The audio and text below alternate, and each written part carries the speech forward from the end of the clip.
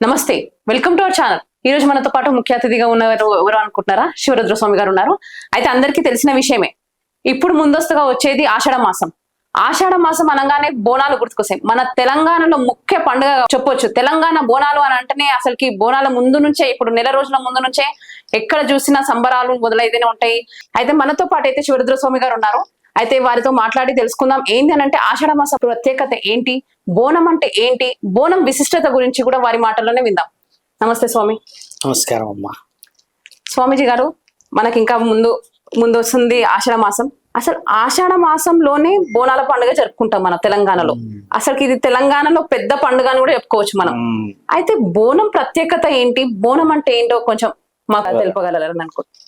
ప్రేక్షకులందరికీ ఏంటంటే, బోనాల పండుగ చాలా సంవత్సరాల నుంచి అమ్మ తెలంగాణ ప్రాంతంలో, ముఖ్యంగా తెలంగాణని మళ్ళీ ముఖ్యంగా ఆంధ్ర అని కూడా అనకుండా మనము ఒకప్పుడు అంటే ఆంధ్ర ప్రజలు తెలంగాణ ప్రజలు అందరం కలిసి ఉండడం చేత ఇదంతా ఉమ్మడి కుటుంబాలు మనయన్ని. అయితే ఇక్కడ బోనాల ప్రత్యేకతలో దైవశాసనం చాలా ముఖ్యమైనది. దైవశాసనం అని అంటే అమ్మా, దేవాది దేవతల నుంచి మొదలైన పండుగ ఇది. బోనాల పండుగ ఇది మానవుల పండుగ కాదు. మానవుల పండుగ ఎలా అయింది అనేది తెలుసుకుందాం మనం. మొదట శివుడు ఏం చేశాడంటే అమ్మ, పార్వతీమాతకి వరం చేతనే పిల్లలు ఉన్నారు. వరం అంటే ఒక వరం ద్వారా, అంటే కారణ జన్ములని పరమాత్ముడు ఒక్కొక్క వరం నుంచి ఒక్కొక్క శక్తిని సృష్టించుకున్నాడు, ప్రమద గణాలని. అలాగా పార్వతీమాతను ఏం చేశాడంటే, ఒక రోజు ఒక సమయం సంధ్యా సమయంలో పార్వతీమాత ఒక మాట కోరుకుంటది. నాదా, ఒక స్త్రీ 9 నెలలు గర్భాన్ని దాల్చి బిడ్డని కంటది, అల్లారు ముద్దుగా పెంచుకుంటది. తన మనస్సు అంతఃకరణ శుద్ధితోని ఎంతో వైభవంగా చూస్తున్న తల్లి పిల్లల ప్రేమ ఎంత చూడముచ్చట అయినది. నేను ఆ విధముగా ఒక బిడ్డని కనాలనుకుంటున్నాను అని అంటది. తండ్రి అంటాడు, చిన్న విషయం కాదు గర్భాన్ని దాల్చడం. 9 నెలలు నిండు గర్భవతి అయి ఉండి భూమండలంలో మానవులు పడుతున్న కష్టాలు చిన్నవి కావు. గర్భంతో ఉన్న స్త్రీ ప్రసవించే సమయంలో పడే నరకయాతన వర్ణనాతీతమైనది. అయినా భూమండలము సుఖశాంతులతోనే ఉన్నది. మీరు నా ఇష్టసఖి ప్రియసఖి అవ్వడం చేత అంతటి బాధను నేను చూడలేను అన్న ప్రేమను వ్యక్తపరిచిన సందర్భంలో అమ్మ అలుగుతుంది.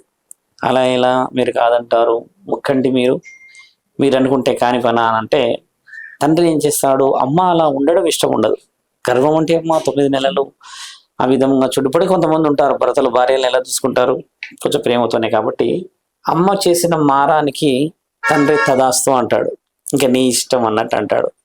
తండ్రి ఏమనుకుంటాడంటే, ఆ వరం పని చేయకూడదు అని, నేను నీకు వరం ఇయ్యలేదు అని చెప్పేసి అమ్మని ఏమంటాడంటే, పార్వతి నీవు కప్పముట్టని నీళ్లు, తుమ్మద వాళ్ళని పువ్వు, స్పష్టమైన గంగని నాకు సమర్పించిన రోజు వివరణతో నీకు గర్భానికి సంబంధించిన విషయాలు వస్తాయనేది మన దగ్గర అమ్మవారి చరిత్రలలో చెప్తారు.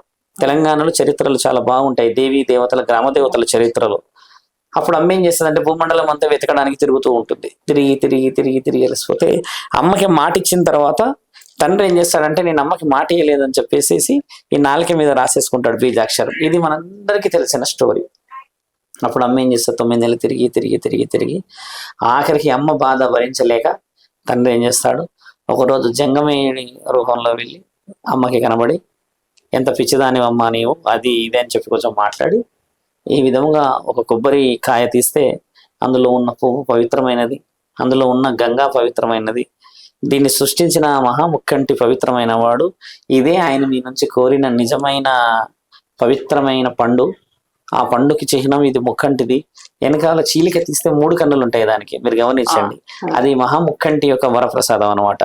అందుకే ఈ పండు తీసుకెళ్తే చాలు అంటే, ఆవిడ తీసుకెళ్ళిన సమయానికి అమ్మ గర్భవతి అయి ఉంటది. తండ్రి కోపం వస్తుంది, గర్భవతి ఎలా అయింది పార్వతి నేను లేని సమయంలో అని అన్న ఒక చిన్న మాట వ్యక్తపరుస్తాడు. అమ్మ చాలా ఫీల్ అవుద్ది, అలా ఎలా అనుమానపడ్డాడు అని. తర్వాత దేవాది దేవతలందరూ కలిసి పార్వతీమాత ఈ విధంగా ఉన్నదని చెప్పినప్పుడు తండ్రి ఏం ఆలోచిస్తాడంటే, అమ్మ అసలు పార్వతీమాత గర్వాన్ని దాల్చింది వాస్తవం, 9 నెలల గర్భం దాల్చింది వాస్తవం, కానీ పుట్టబోయే బిడ్డ ఎవరు అని ఆలోచిస్తాడు. అప్పుడు తండ్రి ఏం చేస్తాడంటే, అమ్మ ఒక సమయంలో ఒక యుగముల చౌడాలమ్మ తల్లికి తండ్రి వరం ఇస్తాడు. చౌడాలమ్మ తల్లి అంటే యాదవుల గొల్ల మహారాజులకి చాలా చాలా గొప్ప దేవత ఆవిడ. ఈ గొల్ల మహారాజులంతా అమ్మని ఆవు రూపంలో, తర్వాత వాళ్ళు వ్యవసాయ రూపంలో చాలా పూజించుకుంటారు. అలా వచ్చిన తరుణంతోని అమ్మ శివుడి ఆలోచనతో ఒక అంశం అడుగుతాడు అనమాట. మా యొక్క జీవిత లక్ష్యం అంటే తండ్రి లక్ష్యం అంటే ఏంటంటే ధర్మస్థాపనలో స్త్రీ పాత్ర చాలా ముఖ్యమైనది, మీరు గమనించండి అమ్మ. అప్పుడు చౌడాలమ్మ తల్లిని అడుగుతాడు తండ్రి, పార్వతీమాత కడుపులో మీరు పుట్టబోయే సమయం వచ్చినప్పుడు మీరు దానికి సిద్ధంగా ఉండవలేను అంటే, అమ్మ అలా పుడితే నాకేమిస్తారు అని అడుగుతుంది. అప్పుడు అడిగినప్పుడు తండ్రి అంటాడు, నా శక్తులలో సగభాగం ఇస్తా మీకు అని అంటాడు. శక్తులలో, శరీరంలో కాదు. సగభాగం పార్వతీమాతది. అప్పుడు శక్తుల్లో సగభాగం ఇస్తానంటే అమ్మ ఆనందపడి, మహాముఖంటి యొక్క శక్తులలో సగం అంటే దేశం మొత్తం వేయలొచ్చు, లోకం మొత్తం వేయలొచ్చు అన్ని సరే అని స్వీకరించిన తర్వాత గర్వాన్ని అమ్మ దాల్చినప్పుడు చౌడాలమ్మ తల్లి ఉంటుంది ఆమె కడుపులో. చౌడాలమ్మ తల్లి కడుపులో ఉన్నప్పుడు అక్కడ ఉన్న విషయ వివరణలు చూస్తే పార్వతీమాతని తండ్రి అవమానపరుస్తాడు కదా మొదట.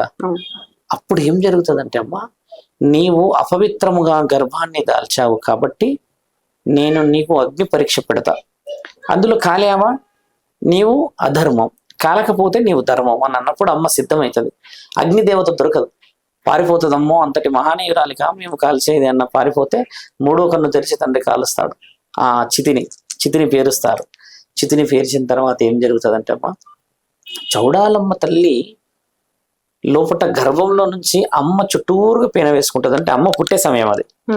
అమ్మ పుడుతుంటది. అగ్గిలో పుట్టిన ఆదిపరాశక్తి అఖండ జ్యోతివై పెరిగిన అమ్మ అని ఒగ్గు కథలలో చాలా మంది ఏడుస్తూ చెప్తుంటారు చూడండి. బాధ వర్ణనాతీతంగా ఉంటది. ఇంకా నాకు తెలిసమ్మో ఈ రోజుల్లో కూడా ఊర్లలో ఆ కథలు వింటూ చాలా మంది బాధలు పడతారు. దేవాది దేవతలలో గ్రామ దేవతల చరిత్రలు చాలా బలమైనవి. అసలు తెలంగాణలో మనము డైహార్డ్ గా అంత అభిమానం ఉన్నది వీళ్ళ చరిత్రలకి. అలా ఉండడం చేత అమ్మ పుడుతుందమ్మ. పుట్టుడే అమ్మ ఏం చేస్తుంది, అమ్మని కాలవనియదు. పార్వతీమాత శరీరం మొత్తం ఈవిడ శరీరాన్ని కప్పేస్తుంది. ఎందుకు కప్పేసే శక్తి ఉందంటే ఆవిడ అంతకు ముందుకి దేవత. చౌడాలమ్మ తల్లి దేవత కదమ్మ. ఆవిడ ఏం చేస్తుంది, అమ్మని కాలనీకుట కాల్చుకొని శరీరం అంతా కాల్చేసుకున్నాక ఆ అగ్గి అంతా ఆరిపోగానే అమ్మ శరీరం అంతా ఇంత బొబ్బలుగా కాలి ఉంటది. ఆ చిన్న బిడ్డది, ఆ చాలా పసికందు. ఆ పుట్టిన బిడ్డని చూసి అమ్మ చాలా ఆనందపడుతుంది. నా బిడ్డ నా శరీరం కాలకుండా తన శరీరాన్ని కాల్చుకొని పుట్టింది అని చెప్పేసేసి పుట్టుడే ఈవిడకి నల్లపోచమ్మ అని పేరు పెడుతుందమ్మ. ఇది గొప్ప చరిత్ర మన దగ్గర. యాక్చువల్లీ కర్రపోచమ్మ అనాల్సింది, కానీ నల్లపోచమ్మ అని రాను చరిత్ర మారింది. కర్రపోచమ్మ తల్లి ఆ విధంగా రూపాన్ని పుట్టడం చేత ఇద్దరు తల్లి పిల్లలు పాలించుకుంటున్న తరుణం తండ్రి కాలిపోయింది కదా అన్న అపోహతోని బ్రహ్మ విష్ణు ఇద్దరిని తీసుకొని గంగా స్నానాలకు వెళ్తూ ఉంటుంటే అప్పుడు జరిగిన సందర్భం నారద మహామరీయులు వచ్చేసి అంటారు, తండ్రి పార్వతీమాత చూడ ముచ్చటైన బిడ్డకి జన్మించింది. అంగరంగ వైభవంగా లక్ష్మీ స్వరూపాన్ని చూయిస్తూ అక్కడ పాలిస్తూ ఉన్న ఆ తరుణాన్ని చూస్తూ ఉంటే భూమండలం ఎంతో ఆనందంగా గర్వంగా ఆలోచనతో అక్కడ దేవాది దేవతలందరూ చేరారు. మీరేమో గంగా స్నానానికి వెళ్తున్నారు అని అంటే నారదుడిని తండ్రి తిడతాడు. ఏమయ్యా నారద, ఒక వ్యక్తి చనిపోయిన తర్వాత సృష్టి నియమ నిబంధనలకి మనం స్నానాలు ఆచరించడమే కదా అని అన్నప్పుడు కర్మ ఫలితాలు మీరు అన్నట్టుగా లేవు మహేశ్వర. జగన్మాత జన్మించింది అని అంటే నా మాటనే తప్ప అని చెప్పేసి బయలుదేరుతాడు ఎనికి చూడ్డానికి అని. అప్పుడు ఇద్దరు చూశారు అలా ఉంటారు. అక్కడ ఉండగానే బ్రహ్మ విష్ణువు తండ్రిని చూస్తారు. ఏమయ్యా నువ్వు మహేశ్వర, కన్నబిడ్డని పార్వతీమాతని అంత అవమానపరచకంటే వినలేవు, నీ కోపానికి మేము అడ్డుపడలేము. ఏది పడితే అది నువ్వు ఎలా పడితే అలా నిర్ణయాలు తీసేసుకొని ఈ రోజు ఇంత చేసావు కదా అని అంటే తండ్రి కొంచెం ఆలోచన చేసుకుంటూ తగ్గుతాడు కదా. నిదర్శనం ఉంది అక్కడ. తగ్గిన తర్వాత ఏం చేస్తాడు, ఇద్దరు తీసుకొని పదండి పోదాం కైలాసానికి అని వేసుకొని వెళ్తాడు. వెళ్ళిన తర్వాత ఇక తండ్రికి అస్సలు మనసు పట్టదు. ఇంత నల్లగా పుట్టింది, ఇంత కర్రగా పుట్టింది, ఆ శరీరం అంతా కాలిపోయింది, చూడ్డానికి ఇలా ఉంది అది ఇదని తండ్రికి కాళ్ళు ఒక దగ్గర ఇటు అటు తిరుగుతూ ఉంటాడు. తల్లి అమ్మ పడుకుంటది ఇక బాల్యంతరాలు కాబట్టి. నిద్రపోయినాక బిడ్డను మాయం చేస్తాడు మహాముఖ్యండి. మాయం చేసేసి ఆ చిన్న బిడ్డకున్న ఏదైతే లోపాలతో పుడుతుందో అమ్మ ఆ బాగా బొబ్బులు కాలిపోయి అవన్నీ తీసేసి స్పష్టమైన ఇంకొక అందమైన బిడ్డని సేమ్ అదే రూపంతో పెడతాడు. ఆవిడే ఎర్రపోచమ్మ తల్లిని సిద్ధం చేస్తాడు. అంటే రూపం అదే కదా, మరి పార్వతీమాత గుర్తుపడుతుంది కదా అని ఎర్రపోచమ్మ తల్లిని పెడితే ఈమెను తీసుకొచ్చమ్మా. అత్యంత విషాదమైన బాధాకరమైన విషయం అక్కడి నుంచి మొదలవుతుంది మన దగ్గర. తీసుకొచ్చి అమ్మని అడవిలో అంత చిన్నగా ఉన్నప్పుడు వేప చెట్టు కింద వదిలేస్తాడు. కనికరం లేదు. ఎందుకంటే ఈయన బీజాక్షరం రాసుకున్నాడు, నేను నీకు వరం ఇయ్యలేదు, నువ్వు నాకు పుట్టలేదు అనేది మర్చిపోయి ఉంటాడు ఆయన గారు. అలా అమ్మ అడవిలో పాలవుతే ఎర్రపోచమ్మ తల్లి గురించి అమ్మ అడుగుతుంది, ఏందయ్యా ఇంత అందంగా సిద్ధం చేసామంటే నా దివ్య శక్తులతో తపస్సుతో నేను అందంగా చేశాను పార్వతి నీ బిడ్డని అని అన్నాక ఆ విధంగా అమ్మ అల్లారు ముద్దుగా బిడ్డను పెంచుకుంటూ ఉంటుంది. ఇంకా తండ్రి కూడా ఆయన కార్యకలాపాల్లో బిజీగా ఉంటాడు. తల్లి ఒక రోజు వస్తుంది, 14వ ఏట ఎర్రపోచమ్మ తల్లికి వివాహానికి సంబంధించిన విషయాలు మొదలవుతాయి. అంటే పెళ్లి చూపులే కానీ వరుడు రావడాలు, అత్తమామ ఇంటి వాళ్ళు రావడు పోవడాలు, ఈ సందర్భం ఏర్పడితే నల్లపోచమ్మ తల్లికి కూడా 14 సంవత్సరాల కింద ఆ విషయం ఇటు అటు ఇచ్చి అమ్మ ఎక్కడైతే 14వ ఏట వెతుతుందో అప్పుడు నేను నల్లపోచమ్మ తల్లి అని నేను గుర్తుకొస్తుంది ఆమెకి. అప్పటిదాకా అవంశుభం తెలియనిలాగా కొండ ప్రాంతంలో కొండ జాతి మనుషుల మధ్యలో ఉంటూ నిర్మానుష్యమైన జీవితం గడుపుతూ అక్కడ ఉన్న దుంపలు తెగలు అవి ఇవి తింటూ జీవితాన్ని సాగిస్తుంది. మొత్తం యావత్ భారతదేశం కాదమ్మా, ప్రపంచ ఇతిహాస పురాణాల తాళ్ళపత్ర గ్రంథాల్లో లిఖించబడ్డ సత్యం ఏం తెలుసా అమ్మా, నల్లపోచమ్మ తల్లే మాంసాహారం తింటది. నా మాట స్పష్టమైంది, చాలా మందికి తెలియాలి. మాంసాహారం ఎందుకు తింటదంటే ఆకలితో అలమటించిపోయి ఉండి ఆ అడవిలో తిరిగి ఇక్కడ పరిస్థితులు బాగలేక ఆవిడ వేటాడి తిన్నది అని అనేది కూడా రాసింది శాసనాల్లో. ఇది నిజమైన శాసనం. దేవతలకు ఎక్కుతుందా దేవతలకు ఎక్కదా అన్న విషయం కాదు నేను చెప్తుంది, అసలు దేవత పరిస్థితి చెప్తున్నాం. ఆమె నల్లపోచమ్మ తల్లి అమ్మ దేవత కాకముందుకు జరిగిన తరుణాలు ఇవన్నీ, అడవి మనుషులు. అలా ఉన్నప్పుడు అమ్మ ఏం చేస్తుందంటే బిడ్డకి ఎర్రపోచమ్మ తల్లికి శివుడు పెళ్లి చూపులా స్వయంగా పుట్టిన నాకు ఈ అడవిలో పాలు చేశాడా, గుణపాఠము చెప్పేదము మా తండ్రికి అని చెప్పేసేసి తల్లి మహిమలని చాలా వివరంగా వివరిస్తారు మన దగ్గర ఒగ్గు కథల్లో. కానీ నేనేంటంటే మేజర్గా ఉన్న విషయాలు చెప్తున్నాం. అప్పుడు తండ్రి ఏం చేస్తాడు, అమ్మ ఏం చేస్తుందంటే అమ్మ పొలిమేరలో ఆమె శక్తితోనే ఆమె అంశతోనే పోతరాజుని సిద్ధం చేసుకుంటుంది. పోతరాజు తల్లి కోసమే పుడతాడు అనమాట. అంటే పోతరాజు ఏంటంటే అమ్మ గావుకేక పెట్టి శత్రువు వినాశనం చేసేవాడు, అంటే అక్కని కాపాడడానికి వచ్చినవాడు అంతే. పోతరాజు పాత్ర అక్కని కాపాడడానికి, దేవతని కాపాడడానికి, అమ్మని కాపాడడానికి కాదు, అక్కని చెల్లెని కాపాడే పాత్ర అయినది అంతే. అలా వస్తే గావుకేట పెట్టి ఆ పెళ్లి కొడుకుని చంపు అని అంటే ఆ పెళ్లి కొడుకు చూపులో పోయేటోడు కింద నుంచి పోతుంటే ఆయన చంపే విషయం తెలుస్తుంది. కానీ అమ్మే బాధపడి నేను ఎందుకు ఈయన రక్తం చూడాలి, నా తండ్రి తప్పు చేసినప్పుడు ఎవరు శుభం తెలియని వాడిని చంపితే నాకేమొస్తుందని ఆయనను బతికిస్తే పెళ్లి చూపుల విషయాలు జరుగుతాయి. అమ్మ గుణపాఠానికి సిద్ధం చేస్తుందమ్మ.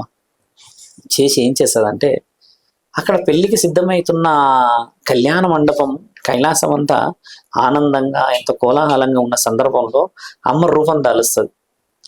భూమండలం నుంచి నల్లపోచమ్మ తల్లి శివుడి రూపం దాల్చి బాగా త్రిశూలం పట్టుకొని పోతుందమ్మ. త్రిశూలం పట్టుకొని పైకి పోతుంది. ఇక అందరూ ఏమనుకుంటారు, శివుడే వచ్చిండే అనుకుంటారు. అక్కడేమో శివుడు లోపట ఉంటాడు, ఆయన అలంకరణలో లేకపోతే ఇంక వేరే విషయాలు ఏదో మాట్లాడుతుంటాడు. పెళ్ళి అన్నప్పుడు పలు పనులు ఉండొచ్చు కదా. అమ్మ పోయి అందరికి ఏం చెప్తుందంటే నాకు ఇంకో బిడ్డ ఉన్నది, ఆవిడే కర్రపోచమ్మ, భూమండలంలో ఉంది, కానీ ఎర్రపోచమ్మకి పెళ్లి చేస్తున్నాను అని చెప్తుంటాడు.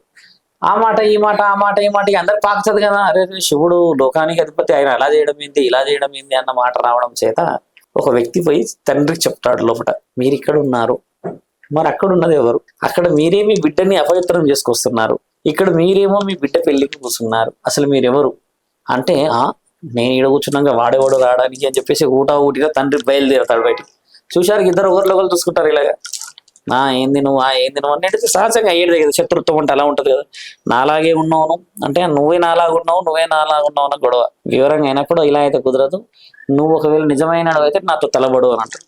సరే తలబడు అని ఇద్దరు తలబడతారు. బీభత్సమైన తలబడుల్లో దేవాది దేవతలందరూ వచ్చి వీళ్ళిద్దరు శివుళ్ళు అంటున్నారు, ఇద్దరిట్లో అసలు శివుడు ఎవరో తెలియట్లేదు, ఒక దగ్గర బిడ్డ అంటున్నారు, ఒక దగ్గర తండ్రి అంటున్నారు, గొడవలు అంటున్నారు, కింద కర్రపోషమ్మ అంటున్నారు అన్న గొడవకి బీభత్సమైన సృష్టి ఆగిపోయే పని అవుతుంది ఒక 3 నిమిషాలు. అయినప్పుడు అమ్మ ఆదిపరాశక్తి అయి అగ్గిలో పుట్టడం చేత, అఖండ జ్యోతికి విలువయ్యడం చేత, దేవత అవ్వడం చేత, అంటే అమ్మ దేవత ఎవరు, చౌడాలమ్మ తల్లి అవ్వడం చేత, శివుడు వరం ఇవ్వడం చేత, చౌడాలమ్మ శక్తి పెరగడం చేత, ఆవిడ నల్లపోచమ్మ తల్లి రూపాన జగన్మాత పార్వతీమాత కడుపులో పుట్టడం చేత శక్తియుక్తులు శివుడికి సమానంగా అందుకుంటది. ఆడశక్తి కాబట్టి, అమ్మవారి శక్తి కాబట్టి తండ్రిని ఎడమకాలతో ఇక్కడ తంతదమ్మ భుజం మీద. ఒకసారి దూరంకి ఎగిరి కొంచెం వెనక్కి జరిగితే శివుడు వెనకాల పడిపోతాడు. ఇలా శివుడు పడిపోగానే అందరూ ఏమనుకుంటారు, నిజమైన శివుడు ఈయననే అనుకుంటారు. అవి ఓడిపోయండి నన్న ఆ తరుణం ఏర్పడినప్పుడు అమ్మ ఏం చేస్తుందంటే ఈ భార్యడు త్రిశూలం తీసి ఒక్కసారిగా అమ్మ ఆ కేశాలు చాలా పెద్దగా ఉంటాయి దేవతల సినిమాల్లో చూసినట్టుగానే చాలా తీవ్రమైన నాట్యం ఒక ఒక ఒక ఒక నిమిషం పాటు చేసి ఆ నాట్యం కూడా ఎలా అంటమ్మా ఆ ఉగ్ర రూపం చూడడానికి కళ్ళు సరిపోవంట. అలా ఆమె ఏంది మరి ఆమె అసలైన రూపం ఏంది కాలింది ఇంతింత బొబ్బెలు ఉంటాయి చేతికి ఇట్లా ఇట్లా ఇట్లా ముఖం మొత్తం బొబ్బలే. ఆ రూపం చూసి దేవాది దేవతలే భయపడిపోయి నీకు భీకరంగా కనబడుతుంది ఈ రూపం అని చెప్పేసి అమ్మ ఒక్కసారి 3 చుట్లు ఇలా తిరిగి అమ్మ త్రిశూలాన్ని తీసి తండ్రి దగ్గరికి ఇలా పరిగెత్తుకొస్తున్న ఆ తరుణం చూస్తే శివుడి మెడల్లో ఉన్న కర్కాటేశ్వరుడు అంటే ఆ సర్పము భయంతో తండ్రి ఎడమకాలకు చుట్టుకుంటుందంట ఏమో అయిపోతుందేమో అని. కంఠానికి త్రిశూలం తీసుకొచ్చి ఇలా పెట్టినప్పుడు అమ్మ రూపము 14 చేతులతో 7 శక్తులతో కనబడిన ఆ రూపం చూడ్డానికి శివుడి కళ్ళు సరిపోవంటమ్మా 3 కళ్ళు తెరుస్తాడంట చూడ్డానికి ఎవరు ఇవ్వడానికి. చెప్పినప్పుడు అమ్మ ఏం చేస్తుందంటే తండ్రి భుజం మీద ఇక్కడ ఈ ఛాతి మీద కాలు పెట్టి ఆ త్రిశూలాన్ని ఎడమ వైపులో ఇలా పెట్టి పెద్దగా కళ్ళు చేసి నాలిక బయటికి లాగుతుంది. లాగి తండ్రి అప్పుడు అబద్ధం అని రాసుకున్న దాన్ని చెరుపుతుంది. ఇట్లా చెరిపి నేను మీ బిడ్డని నల్లపోచమ్మ తల్లిని చౌడాలమ్మ తల్లిలాగున్నప్పుడు ఇచ్చిన వరాన్ని మరచితివా శంకర ఆది పరాశక్తినని నీవే బిరతిస్తేవి సగభాగమైన శక్తులని నీవే నాకిచ్చతివి. మరి ఈరోజు అంగరంగ వైభవంగా నీ బిడ్డ పిల్లని చేస్తున్నావే మరి నీ వంశాన్ని పంచుకొని పుట్టిన నేను ఏమవుతాను అని అడిగినప్పుడు తండ్రి చాలా రియలైజ్ అవుతాడు. అయ్యో ఎంత తప్పు చేశాను నా బిడ్డనా నేను పొరపాటు చేశాను నా శరీరంలో నుంచి నా యొక్క యుక్తులని పంచుకొని పుట్టిన ఈ శక్తినా నేను అది చేశాను అని చెప్పేసి హుడాహుడిని లేసి తండ్రి బిడ్డని దగ్గర తీసుకొని దేవాది దేవతలకి పరిచయం చేస్తాడు. ఈరోజు మా ఇంటికి వచ్చింది నా బిడ్డ ఎన్నో కష్ట సుఖాలని ఎన్నో జీవిత సత్యాలని ఎన్నో దుఃఖాలని మింగి నేనున్నానన్న కైలాసానికి రావడం జరిగింది నా బిడ్డ. కాబట్టి నా బిడ్డ వచ్చిన ఈ తరుణం మహాతరుణం కావాలను ఈరోజు నా బిడ్డకి నేను పండగ చేస్తాను అని ఎర్రపోచమ్మ తల్లిని పిలిచి ఈవిడ మీకు స్వయాన అక్క మీ ఇద్దరు పోలికలు ఒకేలాగా ఉండడం చేత మీరు మాంగళ్యానికి దూరమయ్యి సర్వ మంగళానికి మీరు దగ్గరై సౌభాగ్యాలు నిత్య సౌభాగ్యాలని ఇహలోక పరలోకములో మిమ్మల్ని కొలిచిన ప్రతి కడపలోకి వెళ్ళి రావాలి. మీరు లోక కళ్యాణానికి నా అంశ ద్వారా పుట్టడం జరిగింది తదాస్తు అని వరమిస్తే దేవాది దేవతలు తదాస్తిస్తారు. అలా తదాస్తు అన్న రోజు ఆషాఢం మొదటి రోజు. అలా తండ్రి దగ్గరికి బిడ్డ చేరిన రోజు అది. కాబట్టి మహాముక్కంటి బిడ్డని ఇంటి దగ్గర 1 రోజులు పెట్టుకుంటాడు సఫర్యాలు చేస్తూ మర్యాదలు చేస్తూ కావలసిన అన్ని గౌరవాలు చేయడం చేత అమ్మ అక్కడ 1 రోజులు ఉండడం చేత ఇక్కడ 1 రోజుల పండుగ జరుగుతుంది. ఇది దైవశాసనంలో పురాణాలలో రాసున్న వివరణ. నల్లపోచమ్మ తల్లి కోసం పుట్టిన పండగ బోనాల పండగ. అంటే తర్వాత శక్తులందరూ వచ్చారు. ముత్యాలమ్మ, మైసమ్మ, పెద్దమ్మ, కనకాల కట్ట మైసమ్మ, సరస్వతీమాత, లక్ష్మీమాత, ఎర్రపోచమ్మ, పోలేరమ్మ, గంగాలమ్మ, ఇంకా దేవాతి దేవతల స్వరూపాలు లక్షల్లో ఉన్నాయి మన దగ్గర. అలా అమ్మ పండగ రోజు వేప చెట్టుకు ప్రత్యేక ఎందుకు వస్తుందంటే అమ్మ కొలువైన ఇల్లే వేప చెట్టు. అమ్మ వేప చెట్టు దగ్గరే కూర్చుంటుంది చిన్నగా ఉన్నప్పుడు. నల్లపోచమ్మ తల్లి చరిత్రలో ఒక భాగం ఇది. ఇది అమ్మ చరిత్ర నల్లపోచమ్మ చరిత్ర అంటే తెలంగాణలో తెలియని వ్యక్తులు లేరమ్మా. కాకపోతే ఛానల్లో ఇంత వివరంగా నేను చెప్పడానికి గల కారణం ఏంటంటే అమ్మ మీ మొహాన్ని గమనించి చూసినప్పుడు మీకు కొంచెం ఇంతలో నాలెడ్జ్ ఉంది, అంటే మీకు తెలిసిన కథలాగే ఉంది. కానీ తెలియని వాళ్ళు చాలా మంది ఉన్నారు కాబట్టి ఈ వివరణ కొంచెం డీప్గా వెళ్ళాం. అసలు అంతరార్థం ఏమిటి మా చరిత్రలో అని. అలా అమ్మ చెట్టు దగ్గరే ఉన్నప్పుడు ఊర్లో ఎవరు పట్టించుకోకపోవడం చేత మహమ్మారిని పుట్టిస్తుంది. మన దగ్గర అంటారు కదా అమ్మవారు వచ్చింది. మహమ్మారిని ఊరంతా ప్రబలింపజేసినప్పుడు ఒక అవ్వ మనవన్ని తీసుకొని వెళ్తున్న ఆ తరుణం ఏమే నా ముందు నుంచే తీసుకెళ్తున్నావు నీ మనవణ్ణి అని అమ్మ కొండ మీద కూర్చొని అంటూ ఉంటే వామ్మో ఎవరో రాక్షసి కూర్చున్నట్టుంది ఇడా అని చెప్పి ఒకటేసారి భయపడతాడు. కానీ ఈ రాక్షసి అయితే మరి నా దగ్గర ఉన్న బిడ్డ ఎట్లా కనబడుతుంది, అందులో బిడ్డ నా మనవడని చెప్తుంది, మనవడి యొక్క వివరణ చెప్తుందంటే ఈవిడ ఎవరో శక్తురాలు ఉన్నట్టుందని అమ్మ మహమ్మారిని తగ్గించరాదు మా పరిస్థితులు అంటే నీ మహమ్మారిని నేను తగ్గిస్తా కానీ నీవు వెళ్ళి ఊరులో ఇంటింటికి వేప కొమ్మలు కట్టి ఈ మన దగ్గర కళ్ళు శాఖ లేదు తల్లి బెల్లం శాఖలు పోయండి మేము బయలుదేరి వస్తాము అని చెప్తారమ్మా. ఆదివారం రోజు అనుకోండి ఆ విషయం. అమ్మ ఇంటికి వచ్చినప్పుడు అందరి ఇంట్లోకి పోయి శాఖలను స్వీకరించి భోజనాలు ఏమేమి పెడతారో నైవేద్యాలన్నీ స్వీకరించేస్తే ఆ యొక్క మహమ్మారి ప్రబలించేది తగ్గిపోతుంది. తగ్గుముఖం అనుకోండి. అలా తగ్గుముఖం పట్టిన తర్వాత అమ్మవారిని విలువలు పెంచుకుంటూ వచ్చిందమ్మ. ఇదంతా కింద జరిగిన విషయాలు. ఇలా జరగడం చేత అమ్మ ఆషాఢ మాసంలో మీరన్నట్టుగా బోనాలు అనేది ఇంతవరకు నేను మాట్లాడలేదు. కేవలం చరిత్ర బోనాల విషయం మాట్లాడతాం. అయితే అమ్మ మనం ఇప్పటివరకు మాట్లాడిన సందర్భం మీరు గమనించి చూస్తే మన ఇతిహాసాల్లో మన పురాణాలలో ఒక పండగ యొక్క వివరణలు ఆడపిల్లలు ఆషాఢ మాసం తండ్రి దగ్గరికి పోయేది కనబడింది. ఇప్పుడు మీకు చెప్పాము. దీనికి అంతరార్థమైన పండగని తీసుకొని వచ్చిన ముఖ్యమైన వ్యక్తి మహనీయుడు, అంటే ముక్కంటి అని చెప్పవచ్చును. పార్వతీ మాత జగన్మాత అవ్వడం, బిడ్డ పుట్టడం చేత జరిగింది. ఇదంతా ఈ తరుణాలు ఇలా ఉన్నాక అమ్మ తెలంగాణ ప్రాంతమే కానీ ఆంధ్ర ప్రాంతమే కానీ ఇంకా ఏ ప్రాంతమే కానీ జూన్ మాసం అంటే వ్యవసాయం అనేది మొదలయ్యే సమయం. ఇంతకు ముందుకే మన వాళ్ళందరూ ఏం చేస్తారు, కోతలు కోసేసి వరి గోధుమలే ఇంకేదైనా కానీ గోడౌన్లకు చేరుస్తారు, అంటే ఓ దగ్గరికి రక్షణగా పెంచుతారు కదా. అప్పట్లో మట్టి మనుషులు అవ్వడం చేత ఎద్దులకి, తర్వాత గుర్రాలకి, మళ్ళీ నాగలికి, ఎద్దుల బండ్లకి, భూమికి, ముఖ్యంగా బావిలకి పూజలు చేసేవారు. ఎందుకంటే దానివల్లనే బతుకు తెరవు కాబట్టి.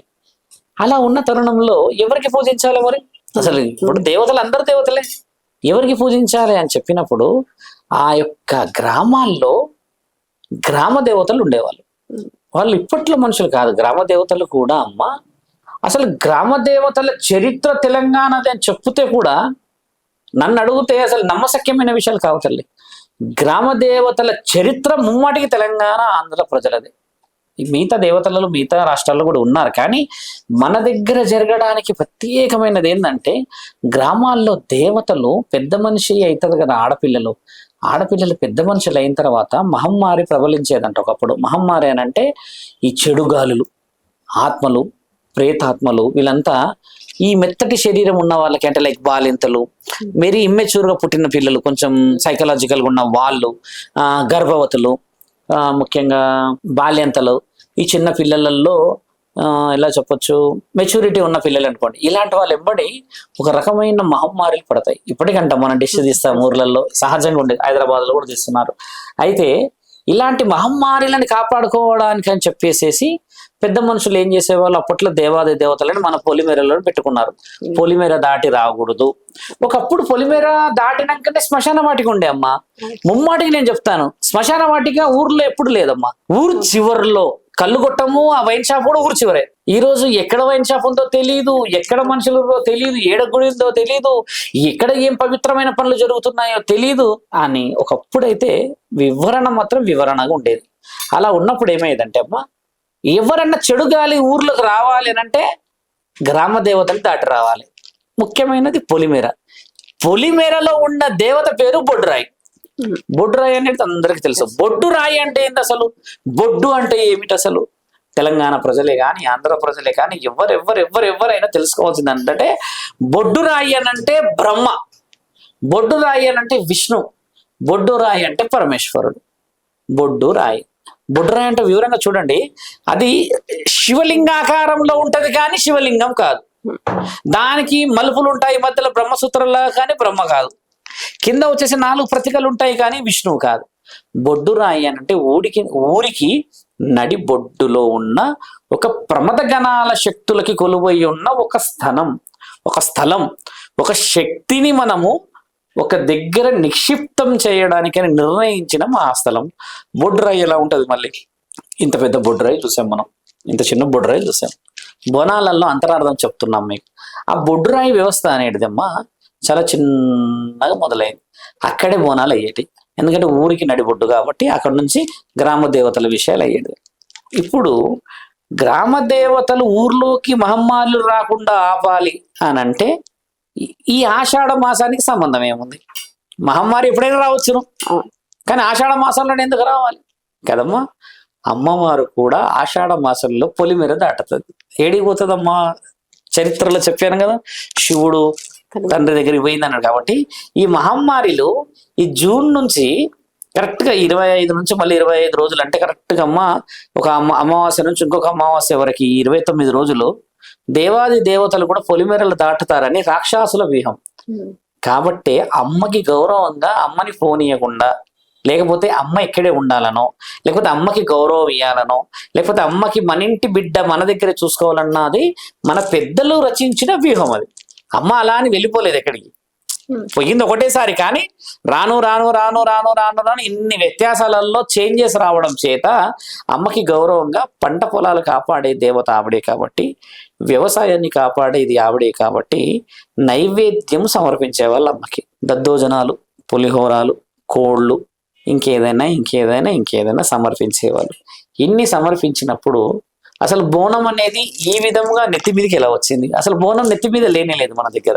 ఎలా బోనం నెత్తికెక్కిందో తెలవాలి.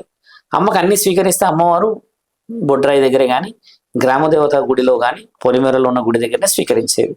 స్వీకరించి అమ్మవారి అంశంతో పుట్టిన కొందరు పిల్లలు ఉంటారమ్మా.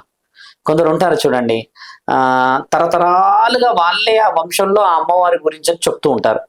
ఇప్పుడు ఉదాహరణకి స్వర్ణలత అమ్మ ఉన్నది, మన మహంకాళి, ఆవిడ చెప్తుంది. అట్లా కొన్ని భవిష్యత్ ప్రణాళికలు కారణ జన్మలు ఉండేవాళ్ళు గ్రామ దేవతలకు. అప్పట్లో ఆ వంశం వాళ్ళే మంచి చెడులు చేస్తారని చెప్పేవాళ్ళు. అలా అమ్మ ఏం చేసేది, ఏం చేయాలనేది వాళ్ళ కళలో ఒక రోజు ముందా, లేకపోతే ఆ రోజైనా, లేకపోతే ఏదైనా పలుకు పలికించడం చేస్తే ఏదైనా కార్యకలాపాలు చేసేవాళ్ళు.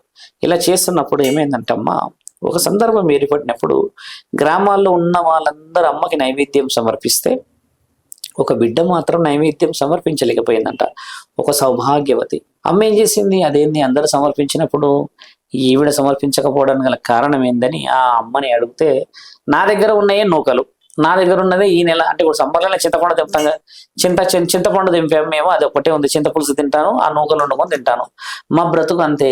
నీవేమో అమ్మలగన్నా అమ్మవి, దేవాది దేవతవి కాబట్టి నైవేద్యాలు నీకు ఖచ్చితంగా ఉండాలి అని అంటే, ఎవరన్నారు నైవేద్యాలే నేను స్వీకరిస్తానని?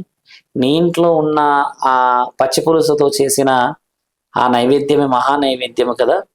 ఇకపై అత్యంత ముఖ్యమైన నైవేద్యము నేను స్వీకరించేది నూకలతో చేసిన పచ్చి పులుసు మాత్రమే, అది నాకు నీవు సమర్పించవలను బిడ్డ అని అన్నప్పుడు ఆమెకి ఎక్కడ లేని ఆనందం అవుతుంది. అమ్మో దేవత అడిగిందా నన్ను అని అంత ఆనందపడ్డ ఆ తరుణం చరిత్రలో చూడముచ్చట అయిన సన్నివేశం.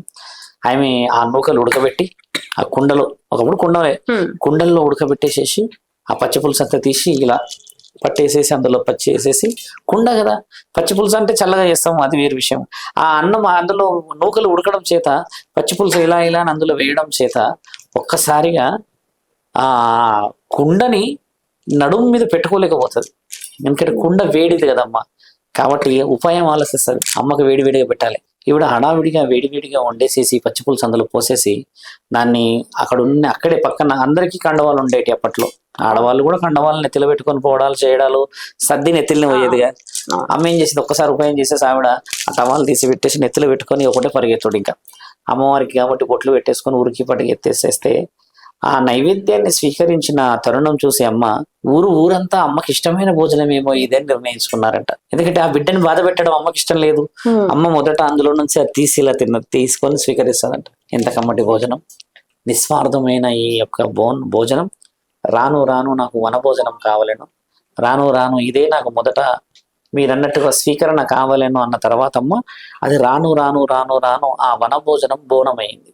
బోనం ఎందుకు అయిందంటే అది నెత్తిలో ఎక్కుతుంది. నెత్తిలో ఎందుకు ఎక్కింది, నడుము మీద పెట్టుకుంటే ఆ కుండ కాలుతుందన్న ఆలోచనతోని నెత్తి మీదకి రావడం జరిగింది. ఇలా రాను రాను రాను మీరన్నట్టుగా దైవశాసనాల నుంచి వచ్చిన ఈ వనం అంటే అడవి మనుషుల నుంచి వచ్చిన గ్రామం, ఆ గ్రామ దేవతలు స్వీకరించిన నైవేద్యం కాస్త వనభోజనమై అది రాను రాను బోనమైంది.